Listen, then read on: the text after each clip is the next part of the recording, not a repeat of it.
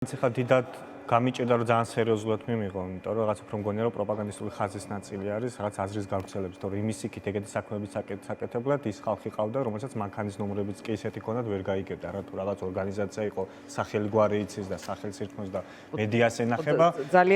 ძალიან გამჭვირვალე კი, ძალიან გაურკვეველი ხალხი ყავდა და ჩვენ გვახსოვს ეგ კვირეული კაფეოზე რაც ამ ადამიანს თქვა რომ უნდა ეგეთი აქ გაკეთებული არის 2 წლის წინ დაიწყეს და ამის კვირეულები გვაქვს ჩვენ გადატანილი, ხო, მათ შორის მანქანის ნომრები ქონდათ ეგეთი უცხო ქვეყნის თუ წარმოუდგენელი ნომრიდან რეკავდნენ, ქონდათ ლოკაცია შენი, ყველაფერი იცოდნენ და ამას აკეთებდნენ ისეთი ხალხის ხელით, რომელსაც ალიკვალს ვერ გაიგებ, ვინები იყვნენ, ხო? ესეთი ყავთ. ამიტომ საქმის დონეზე რეალურად მაგის გაკეთება სხვანაირად ხდება, გაუკეთებიათ კიდევაც. ეს იყო უბრალოდ თელი ამ კვირეული შეჯამება, რაც ქონდათ ერთი ადამიანის წინააღმდეგ გაკეთებული. ჩემი აზრით, ქართლოცემისთვის პრობლემატური გახდა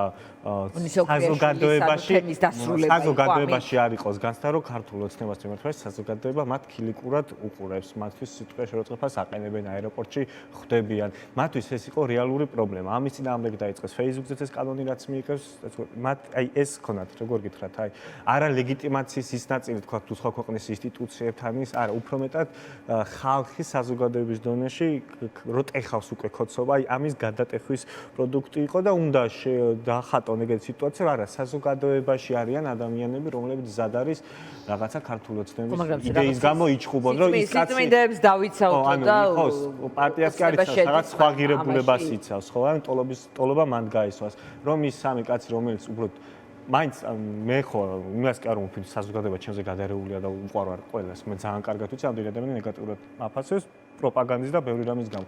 და მაინც უფეხი დავდივარ სულ მეტროთი, ბევრ ხალხთან მაქვს ურთიერთობა, ბევრ შეიძლება შეატყო თვალეშო დიდად ჩემზე არ გიზდება, მაგრამ თუ არ არის დაგეგმილი სპეცოპერაცია, რაც იყო იმის მიღმა არავის არასდროს არ უნდება შეთან ფიზიკური ძალადობა მოხდა. არ ვარ ეგ ხალხი, ეგ მენტალობა აქ არ არსებობს, ეგ არ იხატება. და ძალიან უნდა მე ქართლოცემას ეხლა ეს დახატოს და ისიც და ეგეთი სამი კაცი, აი რო გინოდეს ფიზიკურად ადამიანის ძალადობის ის დადგა, როგორც იცი რა სტუდიაში სამი კამერა რო გჭირდება, რომ ეს ხატი გადაიტანო ტელევიზორში, შეგრეითი რომ სამი კაცი გჭირდება, ერთი იღებს, ერთი იგინება, ერთი უტყავს და ესე დაგეგმილად იმ ადამიანს თავს დაესხნენ, იქამდე პროპაგანდა მიემდეგი მოამზადა და ეხლა ვიღაცა ინსტიტუციური სახელი ვიღაცა ორგანიზაცია იქნება და აი ამაზე დაახურდავა. ან უბრალოდ შეიქმნა პროდუქტი, რომელიც იტყვის, რომ ქართული ოცნების სახელით საზოგადოება არის შეწუხებული და იქ უკვე ქოცობა არა თუ აღარ ტეხავს, ქოცობის დაცვაც კი პრესტიჟული არის. ეს არის მთელი პროპაგანდისტული ხაზი, ვიდრე კონკრეტულად რა ხა ის ორგანიზაცია მართლა რამეს იზავს და ამას, იმიტომ რომ თვითონ მართლა საქმის დონეზე და ფიზიკურად გასწორების დონეზე ეგ მაგას აკეთებს.